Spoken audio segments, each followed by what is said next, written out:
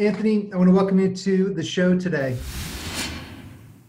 Well, thanks for having me, Bill. I really appreciate you taking time and talking. Well, one of the things I think would be great for my listeners is if you can give a bit of a background about yourself. You can go back as far as you like. We can go back. Where did you grow up? Where'd you go to college? Were you always you know you're going to be in technology from day one, and just kind of some highlights would be great. Sure. Well, born in New York, Yonkers, New York, for any Yonkers people out there. Okay. Right, straight out of Yonkers. It was a really pretty cool place to grow up. Italian family. We had like 3 people in our family living next door to each other. It was a pretty fun way to grow up. What generation were you? Excuse me? What generation were you? So my grandparents came over. Okay. So yeah, I have a good story about my grandfather on my mother's side. Basically coming over through Ellis Island and sleeping in doorways.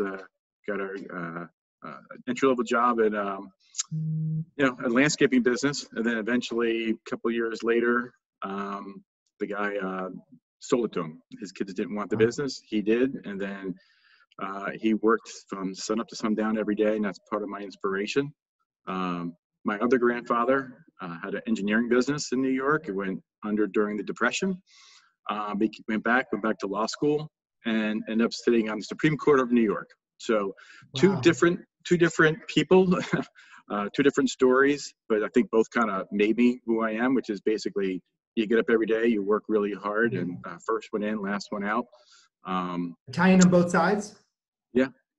Oh, just okay. Try it in, and the intellectual part of like pursuit of knowledge and always trying to learn, and an engineer and a lawyer. So my one brother is a lawyer. He had a law firm. He served for many years. My other brother's a CFO, so he's sort of a financial guy, and I'm technology. So you put us all together, we should have a company. We never did, but you would think we should be able to form our own little company. So. I think people underestimate, the impact of, we're seeing and observing and being around, the immigrant grandparents and and parents that are closely aligned, because you just get it full stop. There's just no hiding from the cultures and values that I share that as well from the Irish side up in Boston. You just can't get it. And my father's that side, he died pretty young. So basically my father was raised by his uncles. He had 2 uncles that were priests, one Monsignor, and his one aunt was a nun. Okay. So they were like my grandparents. And so, so we did not get far out of line in that house. devout family. That's great. That's fantastic. So, okay. So New York, Yonkers, and what about college, and how did you get started in technology? Sure. So, my brother was a lawyer from the day he was born. My other brother was a finance guy from the day he was born. I always made stuff. I was when I created like basketball hoops out of tin foil so my brothers could play basketball, and it would rip the rims down, and the next day I would make it again. So I was always sort of a maker. And so, we moved to Delaware. My dad worked for DuPont, and then ended up going to Villanova. I really loved the campus, it was a religious family. Beautiful campus. Going to Villanova, my other brother went to Loyola. They had a really good engineering program. It also had like a business sort of bent to it, had a good business school. So I kind of liked the balance of that. Also a big basketball fan. They didn't stink, and they ended up winning the national championship while I was there. I was there in '85, and then they won again recently, if you haven't noticed. So they won again, a couple times recently. Yes. So I really do love my campus experience. It was wonderful. And so I was actually one of the first graduating classes of computer science. It used to be under the engineering school, then it made its own major. And so I was kind of proud of that. And then, after that, I really struggled with, as I think many people do, as to what do I want to do from here educationally? Do I want to go for an MBA? Do I want to go for a master's of engineering? I really wanted more education, but I decided to sort of, put my head down and get some work done and get some life experience. And then I ended up going back to Villanova for a little bit of an MBA, but for me, it just wasn't for me. Wasn't inspired. And then I ran across a program at Penn that was co-sponsored by Wharton and the Moore Engineering School. And it was a master's in technology management. And that really inspired me. Every business class was about a technology company, and every technology class you had to do some kind of business case and how to tie it into business. So that really jazzed me up, and I really enjoyed that experience and met a lot of wonderful people there. So I keep in touch with a lot of folks from Villanova and from Penn. Wow. Now, I think it's really, sometimes we can lose sight of where we've come from. And, it's hard to imagine, but, I remember being at Penn State, and, some of the computing classes were really new. I mean, it was, this is a new profession. And you were one of the pioneers of having the comp sci degrees. Look, I'm not saying that there were punch cards around, but I think I saw them. I don't think I ever used them. Yeah. But I think if you go 1 year behind me, I think they might have been doing that. I don't like to advertise that too much. But look, it's really important for technologists to know where technology came from, because when we talk about innovation is not new.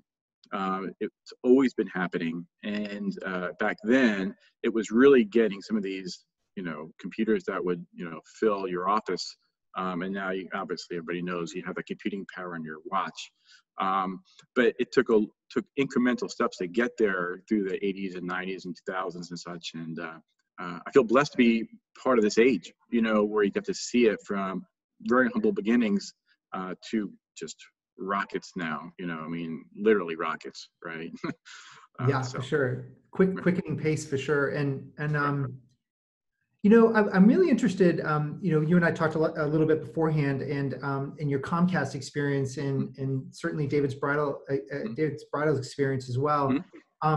Was Comcast your first kind of foray into innovation and into transformation, or was it prior to that? No, right out of the gate. So when I graduated from Villanova, I went to a place called Shared Medical Systems. It was IBM's medical company, and they spun off from IBM, and they were global. And the very first project I was on was a project called Nova. New, right? And they were going to do everything new. They were going to get everything off of the mainframe. They're going to move it to client server. That was the thing then. Sure. And so they hired 200 people out of college, sound familiar, right? Get that fresh generation with hands-on skills, and let's get out there and let's just take all this musty old hardware and software we have and redo it. That particular project got shelved for a more incremental approach, which, did wonders for that company. And they're now Cerner, if people are in the medical, software business. It went through Siemens bought it, and then it became Cerner. But I learned very early on that sometimes the big bang is something to watch out for. And, a really committed innovation plan that has solid, discernible increments. Not that it's going to take 10 years, but you needed to kind of get started with something that was achievable. And I think they acknowledged it probably bit off too much in that one. And then from there, I was there for about 3 years, and a friend of mine's brother-in-law was buying out a practice at KPMG. Their software, along with that, it was profitability software. And I spent 6 years there, and basically they were doing consulting to large banks. But they had mainframe software, and their intent was to move it all to client server and get on to, more apps and such even back then. And we did. We were really successful with that. It was, 10 people, 3 developers. And, it grew to about 50 or 60 before I left. It was a ton of travel, but I enjoyed it. And that was really, really transformational for me. And having to do hands-on work, everything. You had to do everything at that point. But you were consulting to the biggest banks in the world, right? So they were expecting really super high quality. And you're writing it on planes, right? I was on a plane writing code, right? And landing, and wow. But it all turned out great, and that was really a fun 6 years. And I think I might have mentioned from there, I needed to stop traveling a bit. I'm a family man, so I had a daughter, and I felt it was important to kind of be off the road. So I went to what was then electronic payment services. It was the Mac ATM network, if people remember the Mac, sure. On the East Coast. But they basically threw 5, We used to say systems the Mac together. machine at The Penn Mac machines, State. that's right. Tap Mac for a little cash, right? That was the deal. I remember They had I five remember at Penn banking. State, we would be running down the street and you know, trying to get money before going to the bars. And we said, we got to go to the Mac machine. And it was called the Mac machine. That's right. And there was always this sort of, hey, you know, this Mac machine is jackpotting. You know, it was a long line because they would switch the 10s and the 20s. And all of a sudden, you know, you ask for $50 and you get 100 and people are like, I'm just going to get some money. It's like we always reversed it. Like Ludniks were thinking they would be keeping the money. You know, we're smarter than that. But that also was a big deal. You know, that was a very beginning. It was part of their transformation from a debit, you know, mid 90s. Yeah. You know, there weren't ATMs in every, you know, 7-Eleven or Wawa or grocery store or drugstore. I mean, they weren't. They probably had 1,000 in the whole Mac network. When I got there, they were going through their transformation and they said, we have 1,000 now and we need to load up 1,000 a week. Right. So take your full base. And every single week we need to do that.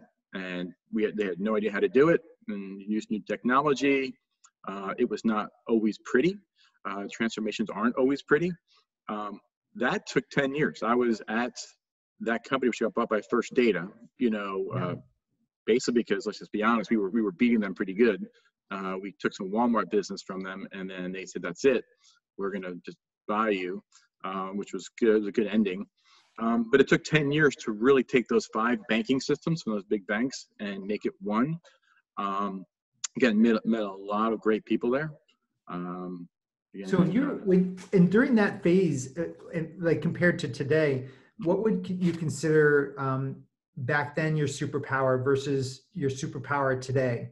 So yeah, the Anthony of that day, because it's really interesting. The building blocks, you know, every career building block just builds and builds and builds, and like skills build and a lot of things build.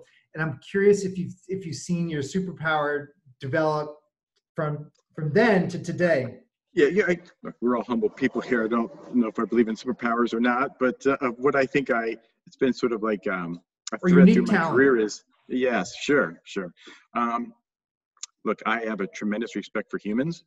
You know, don't get me wrong. When the robots come, I'm going to salute because they're going to come fast and furious. But for now, I love humans.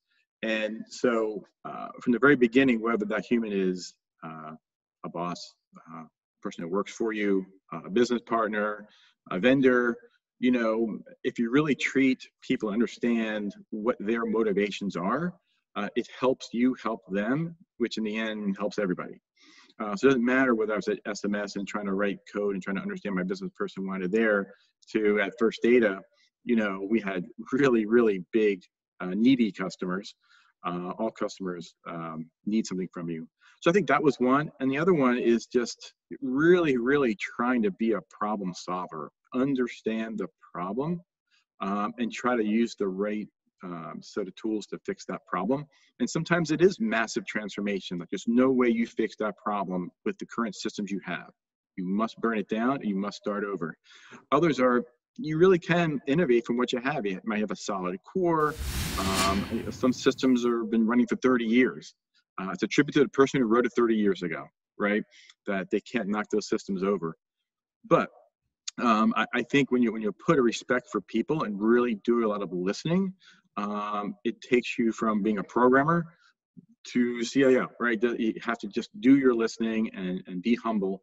And then you gotta really use the tools of your age, stay up on the latest stuff, which doesn't mean I know everything or you know everything, but it's really building your network. So if you have that humanity in you of building people who will pick up the phone when you call them, it's like, hey, I'm at a new place now and I need to know everything there is to know about that. And to the extent you have a great network that either want to advise you or come work for you or just share a link, right? Like, hey, go to that site and read all night and you'll get it. I think that's really been it. It's interesting. The theme of listening has been popping out a lot recently for me at a lot of my CIO interviews and being humble enough not to be the smartest person in the room. And which is really what you're saying is build your network. You're saying that I'm not the smartest person. So I have a big network around me, which is interesting because we're always looking for ways to scale businesses. Well, how do you scale talent? How do you scale capability? Right. And by having a deep network of people that you can pull in. Yeah, because everyone had sort of figured at some point knowledge would become commoditized, right? You've got the internet; it's all there. Every bit of knowledge you ever want is there. But our profession moves so fast, right? And there's always that next thing that you might not know even exists, and not even know to Google for it, right? And that's why, like, I have a heavy respect for enterprise architecture and the role they play, and also for product management, for being the people that should be out on that next hill, always raking for those new things and making that aware to people and the company and your partners. And because I'm not a big fan of technology just for technology's sake, but we do know there are people out there that are coming up with a very interesting technology, and even they don't know what it's going to be good for yet, right? Yeah, 100%. It's almost like a Built it for one technology. thing that's going to be better than something else. It's the kind of the cliche. It's a technology waiting for a solution. It's so cool of a technology, but we're trying to find a solution for it. And I just could not be clear enough that that is not my main operating mode of let's just go build something cool and a customer will find its way. Kind of the reverse. I do make sure that when I'm working on something that there is some business value, there has to be some reason for it. But in the industry, there are people that are on the tip of spear that probably do have a business value to what they were doing, but I am positive a lot of these folks don't know the full breadth of what the technology could be used for. And that's why you have to be out there looking. Let's talk about your two most recent ones. I briefly on Comcast, and then let's go on to Davids Bridal. But I find them both really interesting because this concept of innovation at the edge.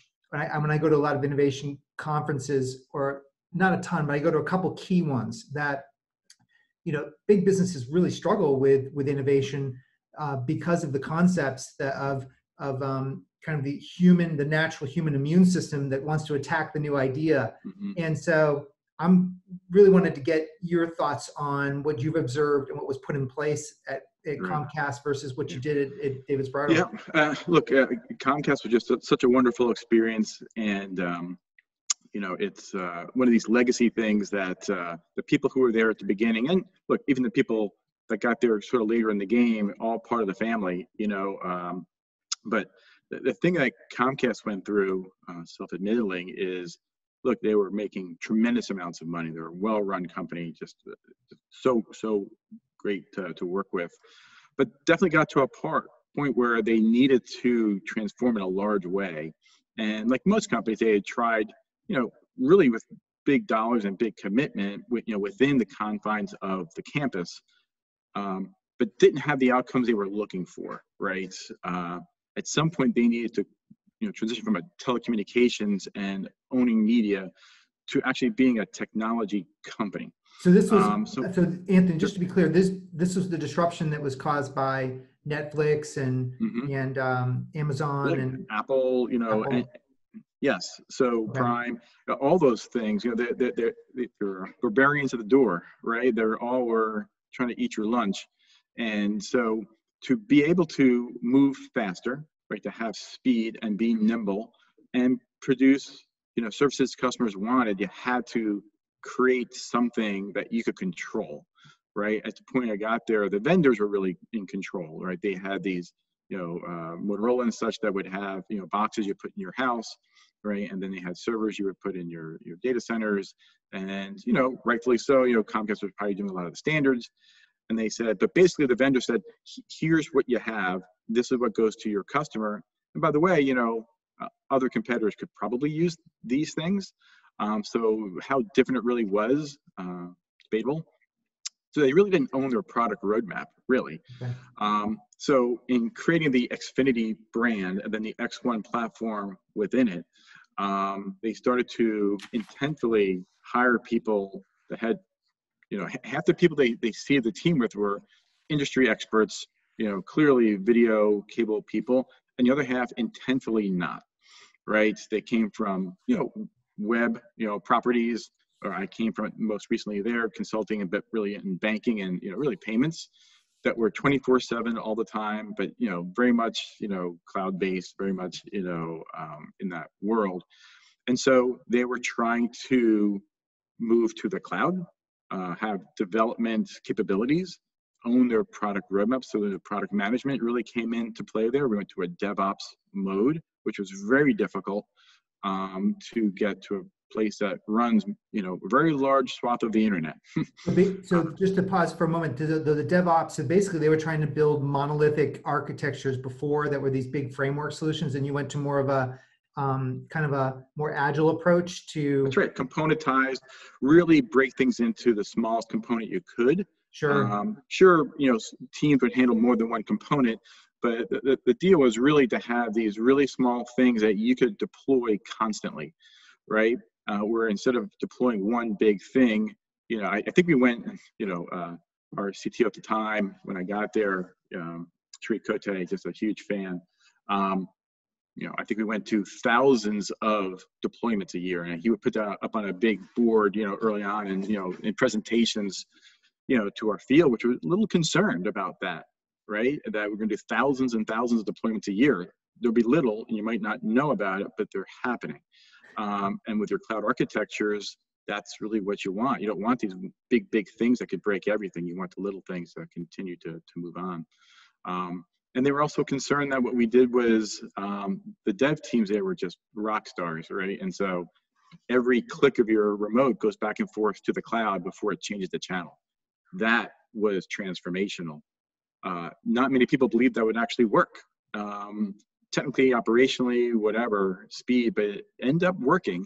And there's so much value you can bring to your customer by knowing what they are doing in a very anonymous way. And so much value for the company. So it really was such a big risk. They put a lot of dollars towards it. They built a great team, but it was a disruptive team, and it started with video, then moved on to internet products, and then the IoT and home security. And look, it's just been it was a great ride. But they really segmented you, right? They really segmented you, and maybe you can explain that, because I find that really interesting that, they used that approach, because literally Vannevar Bush did that, the first CIO of the United States, who helped win World War II. He broke, the military had their division, and then he broke their R&D department off, and they were in different states, I think. Yeah, because look, there were a lot of wonderful people that, and I said it when I got there, before we got there, Comcast made billions of dollars, wonderfully successful company. To get to the future, they needed to have this separate group kind of build the future. It does create some animosity, between the prior teams and the new teams. That's why I kind of come with this sort of Nestor Forager kind of thing that maybe we'll talk about later. But there are some people that just were really intent on protecting the customer, protecting the current revenue streams, protecting the current systems, and asking them to revolutionize that system, set of systems, was hard for them, because it would just mean a lot of changes, and it would risk the failure of that, which can impact revenue and everything. That's why having this new team with sort of the charter to really break any rule you want, more or less, within reason. You could use new technology, new processes, new operating models, whatever you like, to build this new future. And really, the goal was to emulate what the Netflix and Amazons and Apples were doing, and to the point where we were really getting eaten pretty bad by Netflix for a while. But now if you go onto your X1 box, they're a partner, right? Yeah, I saw that. So you have to say it's a win if you got to the point where Prime and Netflix and Hulu and YouTube are all partners on boxes. That it's a bit of respect for what was built, that they want to be part of it, not just compete with it. So let's talk about some of the things you've learned and what you did. Talk a little bit about the Davids Bridal opportunity and how it was presented, from what you can talk about. Given sure, the nice thing about a career is you make different choices along the way, based on risk rewards and opportunities. And look, you got to follow your heart and your mind and what gets you up in the morning. And look, I was at Comcast for 9 years and loved every minute of it. Just loved the people around me. Had great leadership. Really didn't take any interviews up until the end. I just loved being. The next thing we were doing was just as fun as the last thing. But I was approached that, Davids was a 70-year-old, American institution, and they had a lot of the same problems that Comcast had, which is, you have these revenue streams, right? But you have these competitors that are fully online, and you have some competitors that are in customer experience business of in stores, so like little mom and pops, wedding boutiques are going to have a wonderful experience, give you the champagne, make it especially wonderful for you. But they really needed to change their technology platform, and get very agile and make things very small. But there's challenges in every place. And I saw a lot of challenges as being very similar. I'm not sure how you can compare a wedding dress and an internet router, or a video device in your home. But if you just took the actual product away, a lot of the problems that a CIO might face are going to be very similar. Interesting. Building the agile, foundation, going to microservices, moving things into the cloud, really setting up a product management framework where you really tight business relationships, and getting a strategy that aligns with the business. I think that was really important, and it's always been important to me to have a really strong relationship with the business and be really super tight with your IT strategy to the business strategy, because if it's not, it'll be worthless. So you had some competitive pressures from I think you mentioned before it was overseas, right? So similar to the previous example, Netflix, yeah. And it was lining up to take over, to basically disrupt, and Amazon Prime to disrupt Comcast. What were the competitive pressures for Davids Bridal? Yeah, it was direct from China. If you think about the bridal business, it's really a huge day for the bride. They want to be treated special, and they should be. And I would say the bridal party are also very excited, but maybe not as excited about buying a $300 bridesmaid dress they might not wear again. So the direct from China are really trying to target the bridesmaids, of the bride, things like that, where maybe they're looking for a type of dress, maybe a color, but they could ship it right to you at a really reasonable cost. Their supply chain was simple. They didn't have the brick and mortars to have to pay for. So it was just that kind of challenge. And again, the local mom and pops have been around for many years for a reason. They do good service, but some of the prices, maybe we're getting a little bit better, so they can compete.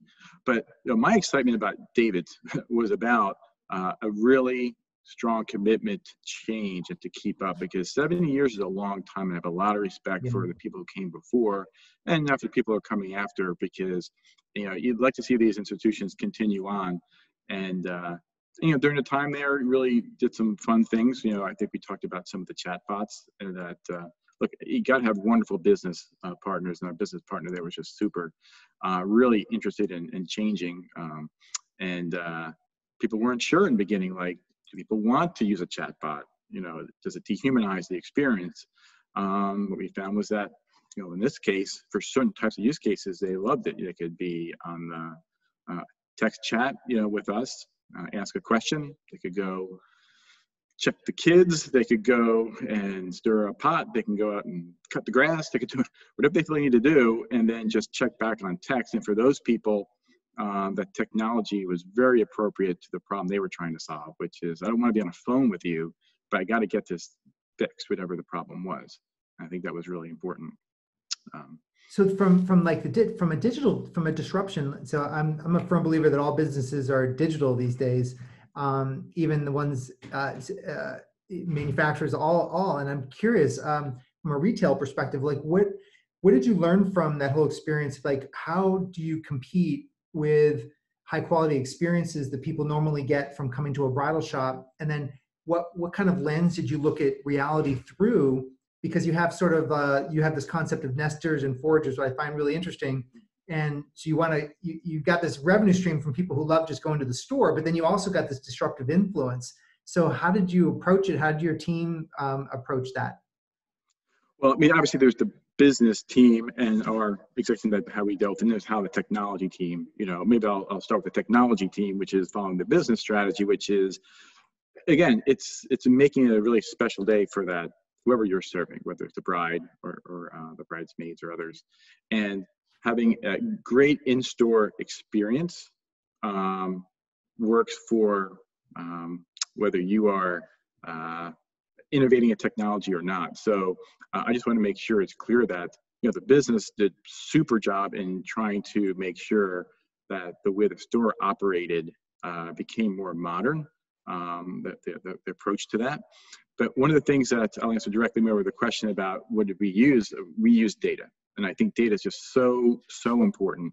The team was so focused on bouncing feedback from people, Okay. right? So through the forums, whether it was after a purchase in store, whether it was online, with data, with really telemetry, because some people aren't going to take the time to tell you that they're happy or unhappy.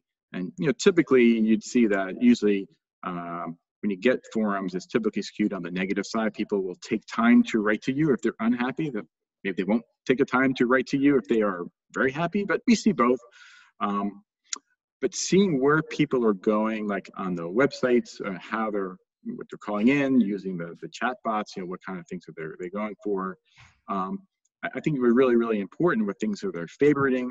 When we talked about having sort of an omni experience, one of the things we did was really focus on data and, rolled out a product that would help, someone in store use the information that the customer put online, right? So someone goes in favorites, or they say, I'm having this kind of a wedding, that kind of a color scheme, and have that be ready for them when they come into the, in for their appointment. It's just really, really important, that they get that. And that just, it makes them know that you're listening to them and that you didn't lose that information. So basically capturing what they're telling you is just so critical. So when you talk about how do you protect the current, systems, so things like supply chain have to run, right? Those just have to show up on time, right? Very similar to Comcast, where the TV has to work all the time, right? Or even the credit card business, that credit card has to work all the time. So any innovation you're doing has to make sure it doesn't disrupt with those arteries, right? So if you want to make sure that you're keeping those current revenue streams, the store has to have what they want to buy. And when they buy it, it has to show up. So as simple as that. So that is the common through all my experiences, is making that true to the customer. So as you're innovating, we start to build, I'll say Comcast, Davids, First Data, building these new systems off to the side and then weaving them into your architecture is really the way to do it. And if you can use your microservices and then plug in a piece into your existing architecture, so a piece at a time, then you can go ahead and say, we're bringing in this new Omni data source and we're going to hook it up to a register. At Comcast, the same thing. We're going to organize all of our metadata for all the information about movies and TVs and put it all in one spot. But it's got to feed the old, TV devices and the new ones. So there's a bit of an overhead there that I think sometimes people don't understand. That's a really good point. They couldn't understand, right? Yeah, that's a great point, because I guess that you probably had to talk to the CFO to sort of tee that up, that you're going to have like a double investment for a period of time. Well, look, I've been really blessed with having wonderful CFOs that I've worked with at Comcast and Davids and prior, because I found myself in transformations with people who, not to just say, hey, I'll just throw money out the window for stuff, but when you're building something new, you're not just building something new, right? You have to integrate it with your old, unless you're going to have this big hot swap of, I'm building this whole new company of systems, right? Duplicate everything to the right, and everything to the left will never touch, and at some point will just move people to the right. I think some companies might have gone that route, and if you have the dollars, then you're really supporting a full stack twice. All the data, all the operational, the business units have to support that.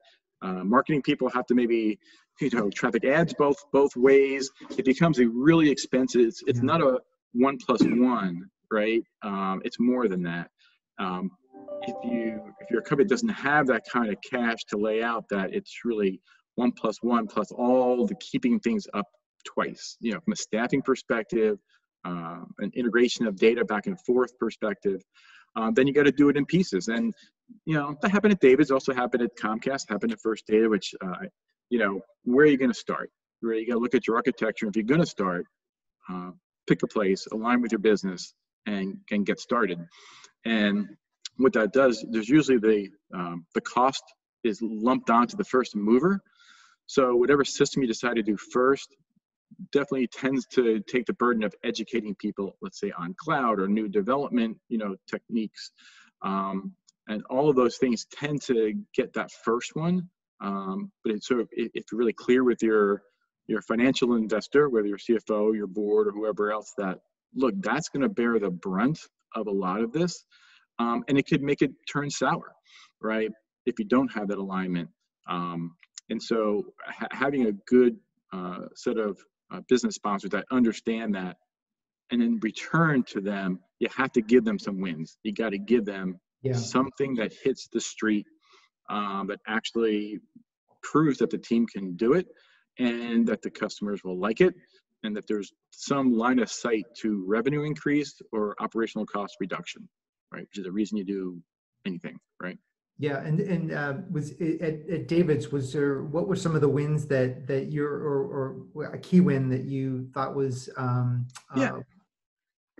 I think very early on, the very first team that did anything sort of agile, they looked at the welcome desk as you walk in. There used to be like 3 or 4 systems there.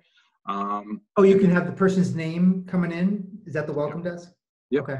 But they were using like a register to do that. So again, it was working for many years. It was fine, and God bless the workers in the stores. They were kind of getting around it and smiling as they were going into like 3 different systems to get people set up. But they started with a welcome desk to make sure they had the appointments right. Then moved on to this this clienteling app, that people could actually make sure they knew what the customer wanted when they come in. The chatbots was a good guy.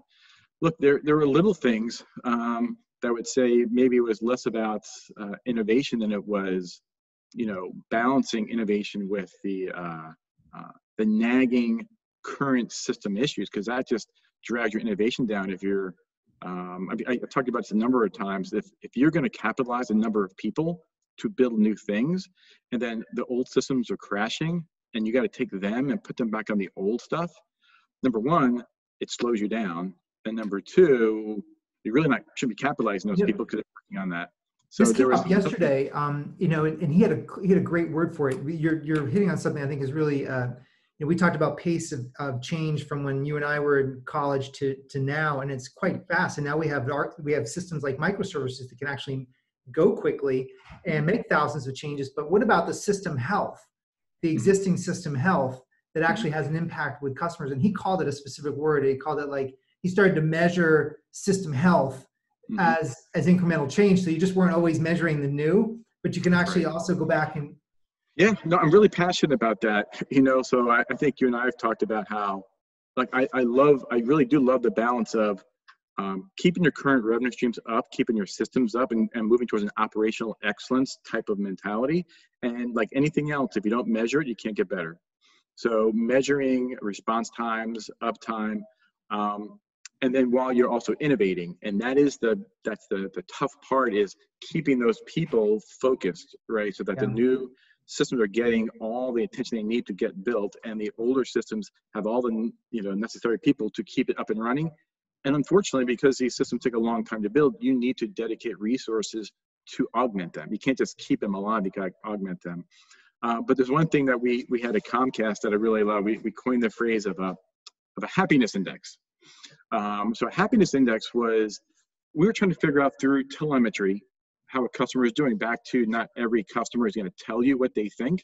They're busy, right? They have a life.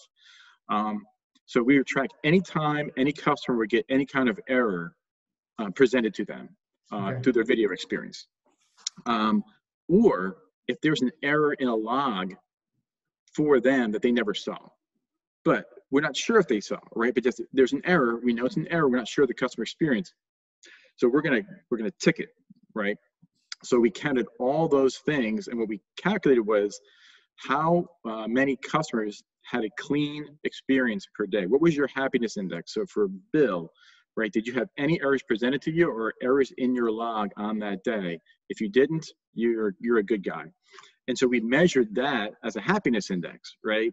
And look, it was probably in the 80s at one point. We were trying to get it to 90s, and it was 90s. We got it to 95, and that was an operational excellence kind of thing. We had like a quality program.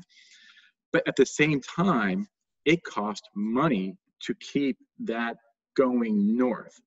So because if a system was going down all the time, we would make sure it stayed up to make the happiness index go up. So then we came up with another index called the sleepiness index.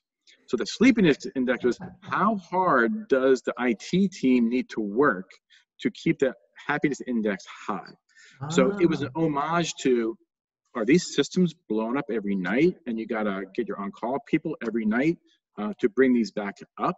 If it is, look, you can have a high happiness index, but if you have a really bad sleepiness index, people are just gonna leave. They're not gonna wanna be there because you gotta give them money to fix those problems, not just Band-Aid them. Because at some point, those systems just fall over.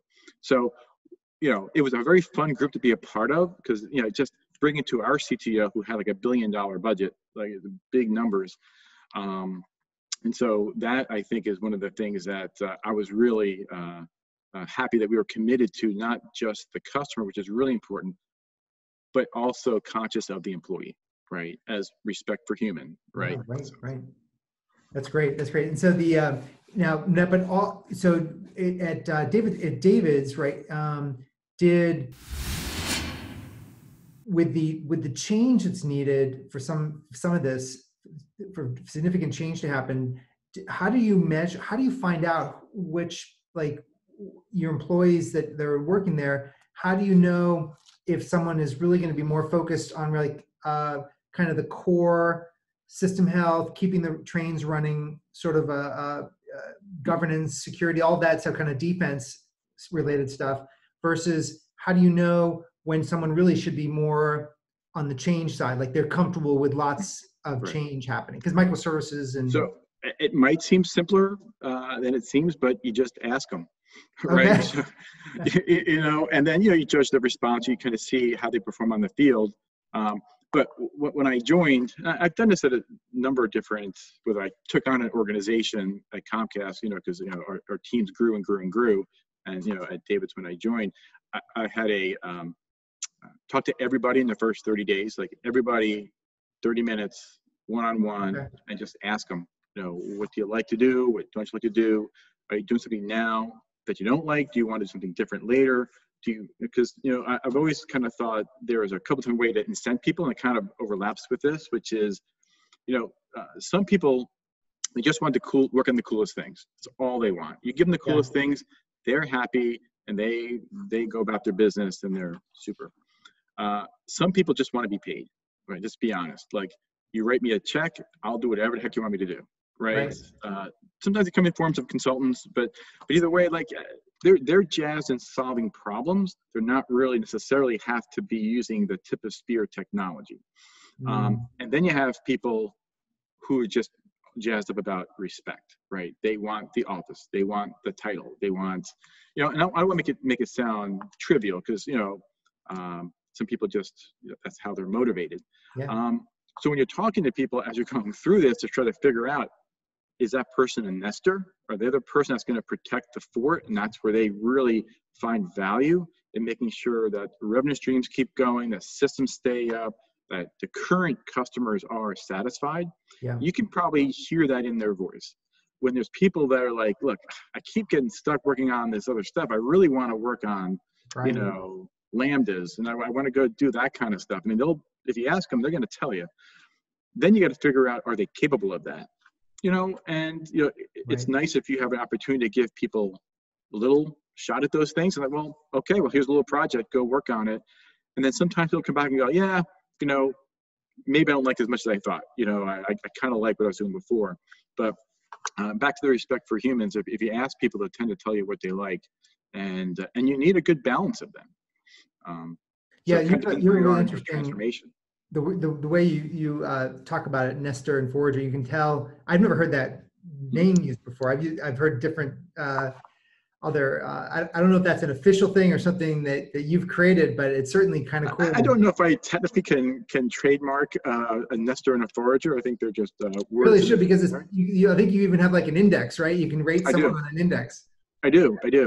And so it's not super complicated, but I'll just take some gross generalizations here for a second. But if you have a brand new startup, you have no products, right? You have an idea, you have funding, and tons of ambiguity, right? Yeah. It's not a structured problem. It's like, back in the old days, before the internet got here, it's like, we think we're gonna build it. We see there being a web out there somewhere, very, very not clear. Those organizations need tons of foragers. Like, they're going to scour, look for what kind of technology would I need that exists today to get me there.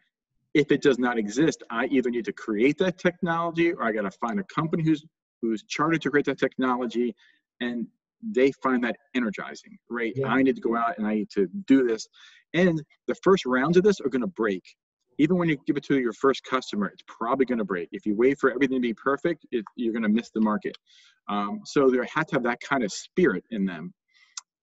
The other side is, look, a multinational, many billion-dollar company, tons of revenue, listed on the stock market. Any weirdness in your revenue stream, changes your stock price. Look, you need lots of nesters. A nester in a good way, right? They're going to protect the nest. They're going to protect the fort. They will do anything and everything, be up in the middle of the night. They'll work 3 days in a row to make sure that those systems stay up and running, and your customers are happy. I think where the problem happens is when a mature company with revenue streams tries to innovate.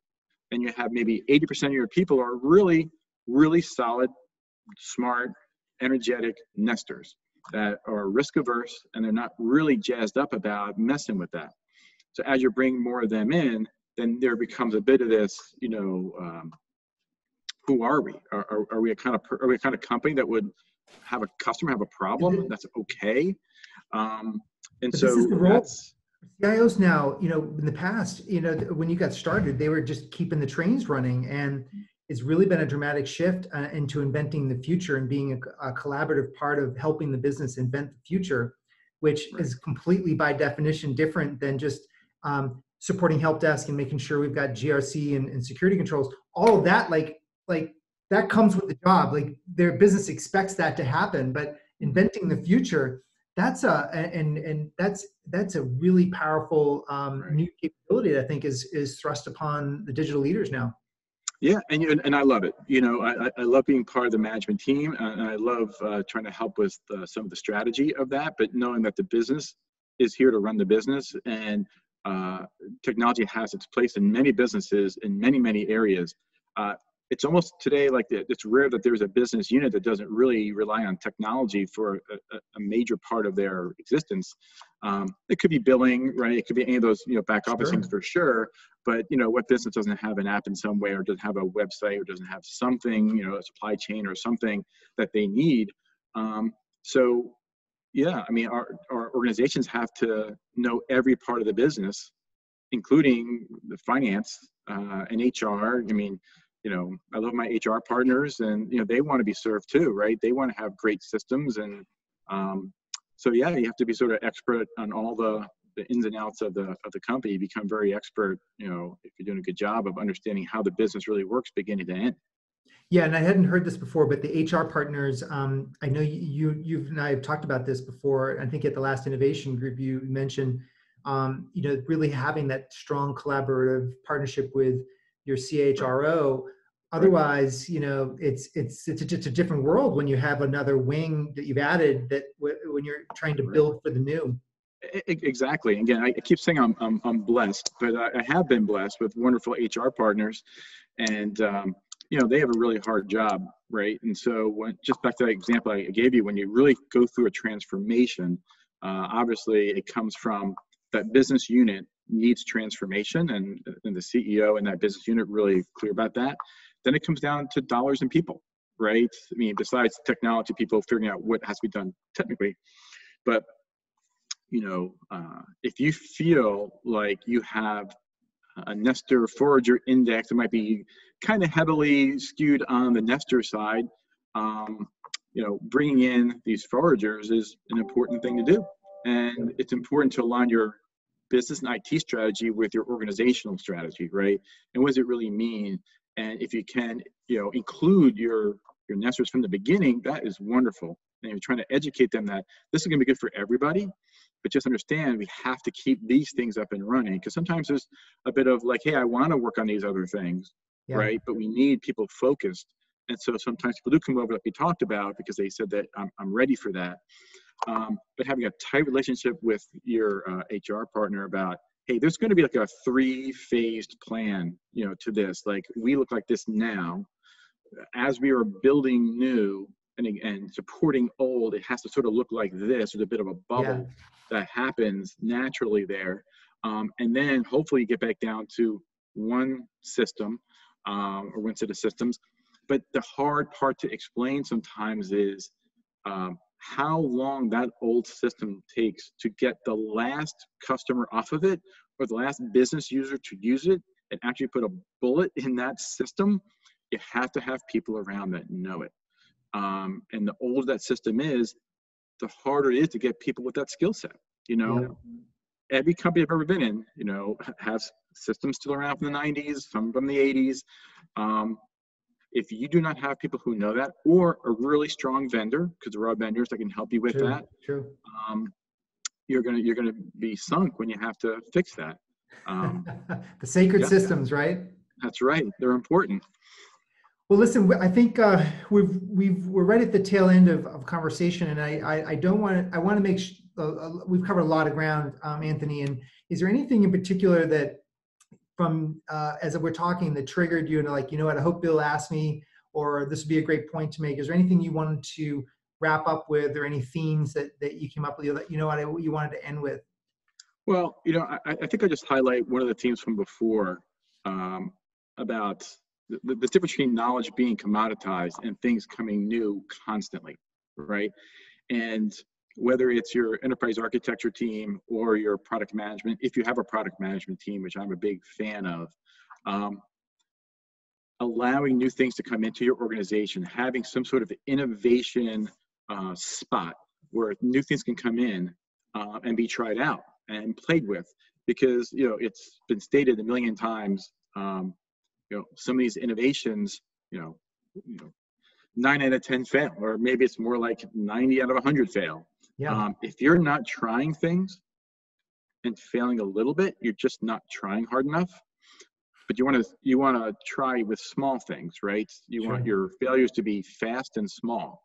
And so that's why I really, again, been very blessed with architects and product managers and maybe a couple of devs that are willing to just look. So you're gonna try. We're not gonna throw it to all of our customers first day, but like, is that technology going to work? Is it going to work for us? Is it going to work for our customers? And before you make your huge investments, have that little innovation team try it out. Sometimes there's friction between an innovation team, the team that's building the new thing, and the team that is supporting the old. But again, it goes down to, if you have a really strong leadership team that understands the need for each 3 of those, things get better pretty quick. Hey, diamonds are made with pressure, right, Anthony? What's that? I said diamonds are made by heat and friction and pressure. That's so sometimes right. It takes a little bit. That's why you keep them forever. That's true. Well, it definitely takes leaders to help navigate that, champions, because obviously you can't beat people. You've got to have the nuance of communication to navigate the friction and navigate the heat. And there is a delicate balance. It's no science. It's a delicate balance of leadership and strength and coercion, but a lot of humanity mixed into it. So I do appreciate. The reason I like talking to you is because we're not talking about it from an academic sense, but someone who's been in the trenches, and that's always fun, because now we can really look at lessons learned, not just stare at a textbook or go to a conference. And so I like that part of this, and I really appreciate you jumping on and spending some time on the conversation today. Well, thanks for having me, Bill. I really appreciate it. You got it. And we'll do a round 2 sometime. Absolutely. Sounds good. All right, Bill. Thank you. Thank you.